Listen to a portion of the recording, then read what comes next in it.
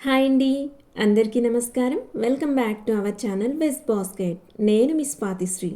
Veg బాస్కెట్లో ఈరోజు నేను ఎన్నో ఆరోగ్య ప్రయోజనాలు ఉన్న మునగాకు వేసి జొన్న రొట్టెలను తయారు చేసి చూపించబోతున్నానండి.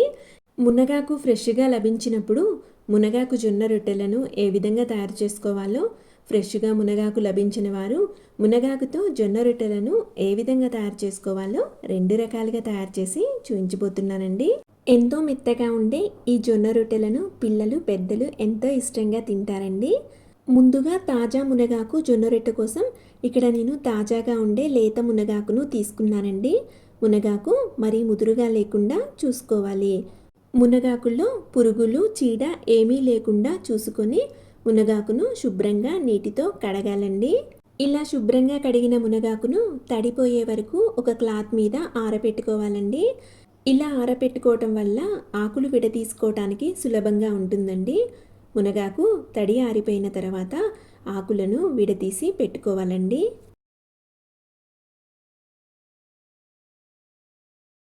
చూడండి, ఈ విధంగా మునగాకును మొత్తం విడదీసుకొని పెట్టుకోవాలండి. ఇలా విడదీసుకున్న మునగాకును నేను కొలత కోసం కప్పులో వేస్తున్నానండి.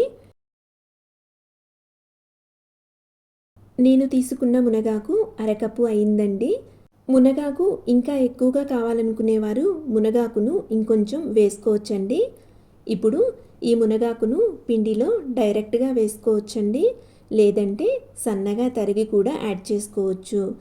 ఆకులుగా ఉంటే ఇష్టపడని వారు మిక్సీలో కచ్చాపచ్చాగా గ్రైండ్ చేసి కూడా పిండిలో యాడ్ చేసుకోవచ్చండి. నేను ఈ వీడియోలో మునగాకును సన్నగా తరిగి పిండిలో యాడ్ చేస్తున్నానండి. దానికోసం మునగాకును సన్నగా తరుగుతున్నాను. చూడండి, ఈ విధంగా సన్నగా తరిగానండి. ఇప్పుడు ఇలా తరిగిన మునగాకును ఒక పక్కకి పెట్టుకోవాలి. ఇప్పుడు స్టవ్ ఆన్ చేసుకొని ఒక ప్యాన్ పెట్టుకొని అందులోకి 1/4 కప్పు నీటిని తీసుకుంటున్నానండి.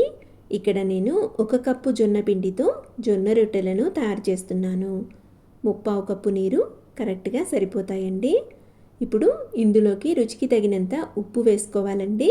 మునగాకు వాడుతున్నాం కాబట్టి ఉప్పు లేకుండా అంత టేస్టీగా ఉండవు, కాబట్టి ఉప్పు వేసుకొని నీటిని మరిగించుకోవాలి. నీరు మరిగేలోపు మనం పిండిని జల్లించుకొని పక్కకు పెట్టుకుందామండి. ఇప్పుడు ఒక జల్లెడలోకి 1 కప్పు జొన్న పిండిని తీసుకుంటున్నానండి. జొన్న పిండిని కప్పు అంచుకి సమానంగా తీసుకోవాలండి. ఇక్కడ నేను పచ్చ జొన్న పిండిని తీసుకుంటున్నానండి. మీరు తెల్ల జొన్న పిండిని అయినా తీసుకోవచ్చు. ఇలా పిండిని జల్లించుకోవటం ద్వారా సరిగా నలగని గింజలు ఏమన్నా ఉంటే పిండిలో కలవకుండా ఉంటాయండి. సరిగా నలగని గింజలు ఏమన్నా పిండిలో ఉంటే మనం జొన్న రొట్టెలు చేసేటప్పుడు ఆ గింజలు తగిలి రొట్టెలు అనేవి విరిగిపోతాయండి. జొన్న రొట్టెల కోసం జొన్న పిండిని ఫ్రెష్గా ఉన్నది తీసుకుంటే రొట్టెలు చాలా బాగా వస్తాయండి. చూడండి, ఇలా జల్లించుకున్న పిండిని ఒక పక్కకు పెట్టుకోవాలి. చూడండి, ఇక్కడ నీరు మరుగుతూ ఉన్నాయి. ఇప్పుడు స్టవ్ ఆఫ్ చేసుకొని ముందుగా జల్లించి పెట్టుకున్న జొన్న పిండిని వేసుకోవాలండి. అలాగే ముందుగానే తరిగి పెట్టుకున్న మునగాకును కూడా వేసుకోవాలి. ఇప్పుడు ఇవన్నీ కూడా బాగా కలిసేటట్టు కలుపుకోవాలండి. ఇక్కడ నేను తీసుకున్న జొన్న పిండి అచ్చంగా జొన్న పిండి అండి. బియ్యం ఏమీ కలపకుండా పట్టించిన జొన్నపిండి అండి.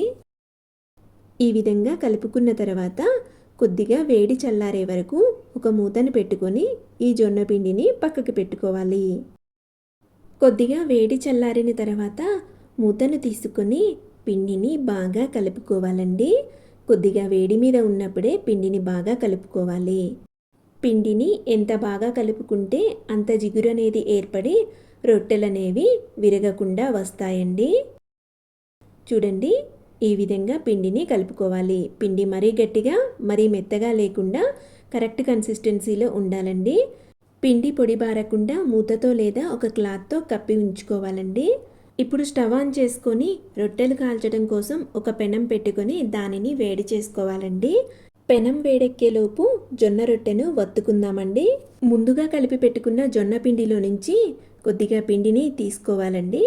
ఇప్పుడు ఈ పిండిని బాగా కలుపుకుంటూ మృదువైన ముద్దలాగా తయారు చేసుకోవాలండి.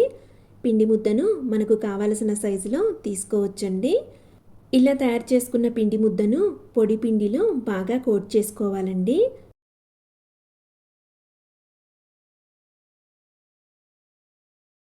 ఇప్పుడు ఒక పూరీ కర్రను తీసుకొని జొన్న రొట్టెను వత్తుకోవాలండి. మనకు ఎంత పలుచగా కావాలంటే అంత పలుచగా జొన్న రొట్టెను వత్తుకోవచ్చండి. మధ్య మధ్యలో పిండి అంటుకుపోతున్నట్టయితే కొద్దిగా పొడి పిండిని చల్లుకుంటూ జొన్న రొట్టెను వీలైనంత పలచగా వత్తుకోవాలండి. మునగాకు వేసినప్పటికీ కూడా ఈ జొన్న రొట్టెలు మామూలు జొన్న రొట్టెల్లాగా చాలా బాగా వస్తాయండి. రుచిలో కూడా పెద్దగా మార్పు ఏమీ అనిపించదండి. చూడండి, ఇక్కడ జొన్న రొట్టె వత్తడం అయిపోయిందండి. చూడండి, వీడియోలో చూపించినంత పలచగా జొన్న రొట్టెను వత్తుకున్నానండి. ఇప్పుడు ఇలా వత్తుకున్న జొన్న రొట్టెను తీసుకుని వేడెక్కిన పెనం మీద నెమ్మదిగా వేసుకోవాలండి. ఇలా జొన్న రొట్టెను పెనం మీద వేసుకున్న తర్వాత ఒక తడి క్లాత్తో పైభాగాన్ని అద్దుకోవాలండి. ఇలా తడి క్లాత్తో పైభాగంని అద్దటం వల్ల జొన్న రొట్టె పైభాగం పొడిబారకుండా ఉంటుందండి. జొన్న రొట్టె ఒకవైపు కాలిన తర్వాత రెండో వైపు తిప్పుకొని రెండో వైపు కూడా కాల్చుకోవాలండి. జొన్న రొట్టెలు ఎప్పుడూ కూడా హై ఫ్లేమ్లోనే కాల్చుకోవాలి. లో ఫ్లేమ్లో కాల్చుకుంటే జొన్న రొట్టెలు గట్టిగా వస్తాయండి. చూడండి, జొన్న రొట్టె రెండో వైపు కూడా కాలిపోయింది. ఇలా కాలిన జొన్న రొట్టెను ఒక ప్లేట్లోకి తీసుకోవాలి. ఇదే విధంగా మిగతా జొన్న రొట్టెలను కూడా తయారు చేసుకోవాలండి. రెండవసారి జొన్న రొట్టె కాల్చుకునేటప్పుడు పెనంను ఒకసారి తడి క్లాత్తో క్లీన్ చేసుకోవాలి. ఇలా క్లీన్ చేసుకోవటం వల్ల పెనం మీద మాడిపోయిన పిండి ఏమన్నా ఉంటే ఈజీగా వచ్చేస్తుందండి. చూడండి, ఇక్కడ ఇంకొక జొన్న రొట్టె కూడా రెడీ అయిపోయింది. దీనిని కూడా ఒక ప్లేట్లోకి తీసుకొని ఇదే విధంగా మిగతా జొన్న రొట్టెలు అన్నిటినీ కూడా తయారు చేసుకోవాలి. ఇప్పుడు కొందరికి లేదా సిటీలలో ఉండేవారికి తాజాగా మునగాకు దొరకనప్పుడు మునగాకు జొన్న రొట్టెలను ఏ విధంగా తయారు చేసుకోవాలో చూద్దామండి. మునగాకు తాజాగా ఎక్కువగా దొరికినప్పుడు మునగాకును తీసుకొని శుభ్రంగా కడగాలండి. ఇలా కడిగిన మునగాకును తడి లేకుండా ఒక బట్ట మీద ఆరబెట్టుకోవాలి. తడి పూర్తిగా ఆరిపోయిన తర్వాత మునగాకులను విడతీసి పెట్టుకోవాలండి. చూడండి, ఈ విధంగా మునగాకులు విడతీసి పెట్టుకోవాలండి. ఇలా విడతీసుకున్న మునగాకులను ఒక వెడల్పాటి ప్లేటులో వేసుకొని నీడకు ఆరబెట్టుకోవాలండి. బాగా ఆరిన తర్వాత 5 లేదా 10 నిమిషాలు ఎండలో పెట్టుకుంటే ఇలా గలగలమంటూ ఉంటాయండి. ఇప్పుడు ఈ మునగాకును ఒక మిక్సీ జార్లో తీసుకొని పౌడర్ చేసుకోవాలండి. లేదంటే జొన్నలతో కలిపి మిల్లులో డైరెక్ట్గా పిండి పట్టించుకోవచ్చు. ఇలా విడిగా పౌడర్ చేసి పెట్టుకుంటే వేరే రెసిపీస్కి కూడా ఈ పౌడర్ని వాడుకోవచ్చండి. ఇప్పుడు 1 కప్పు జొన్న పిండిని తీసుకొని ఒక జల్లెడలోకి వేసుకోవాలి. అందులోకి 1½ టీ స్పూన్ మునగాకు పొడిని వేస్తున్నానండి. మునగాకు పొడి కావాలంటే ఎక్కువగా కూడా వేసుకోవచ్చు. ఇప్పుడు ఈ పిండిని జల్లించుకోవాలి.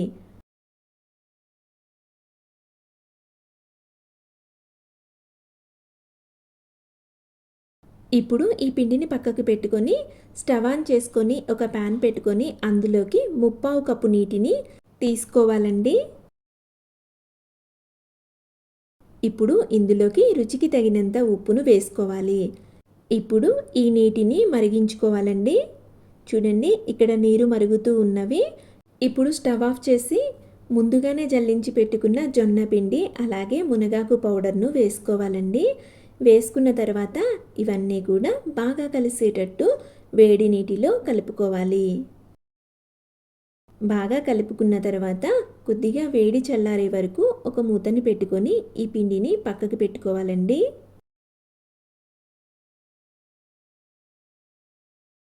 కొద్దిగా వేడి చల్లారిన తర్వాత పిండిని బాగా కలుపుకోవాలండి. ఇందులో మునగాకు పొడి జల్లించి వేసాం కాబట్టి పిండి అనేది స్మూత్గానే ఉంటుందండి. చూడండి, పిండిని ఈ విధంగా మృదువుగా కలుపుకోవాలి. ఇలా కలుపుకున్న పిండి పొడి బారకుండా ఒక క్లాత్తో లేదా ఒక మూతతో కవర్ చేసి పక్కకు పెట్టుకోవాలండి. జొన్న రొట్టె చేసే ముందు కొద్దిగా పిండి ముద్దను తీసుకోవాలి.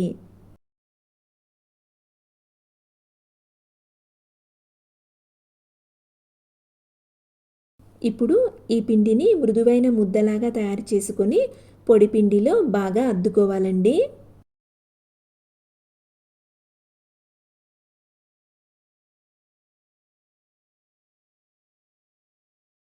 ఇప్పుడు పూరీకర్రను తీసుకొని వీలైనంత పలుచగా జొన్న రొట్టెను వత్తుకోవాలండి.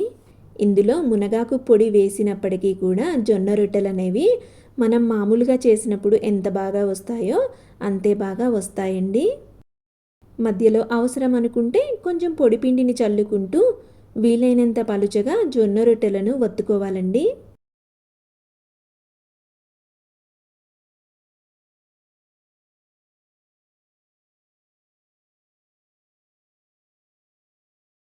అంచులు మందంగా లేకుండా సమానంగా ఉండేటట్టు అన్ని వైపులా కూడా జొన్న రొట్టెను ఒత్తుకోవాలి.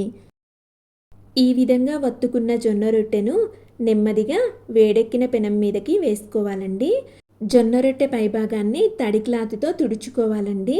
ఇలా తడి క్లాత్తో తుడుచుకోవటం వల్ల జొన్న రొట్టె పైభాగం పొడి బారకుండా ఉంటుంది. జొన్న రొట్టె ఒకవైపు బాగా కాలిన తరువాత రెండవ వైపుకు తిప్పుకొని రెండవ వైపు కూడా బాగా కాల్చుకోవాలండి.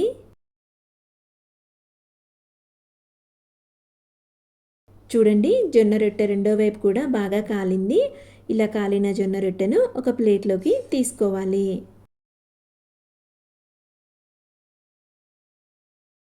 ఇదే విధంగా మిగతా జొన్న రొట్టెలను కూడా తయారు చేసుకోవాలండి.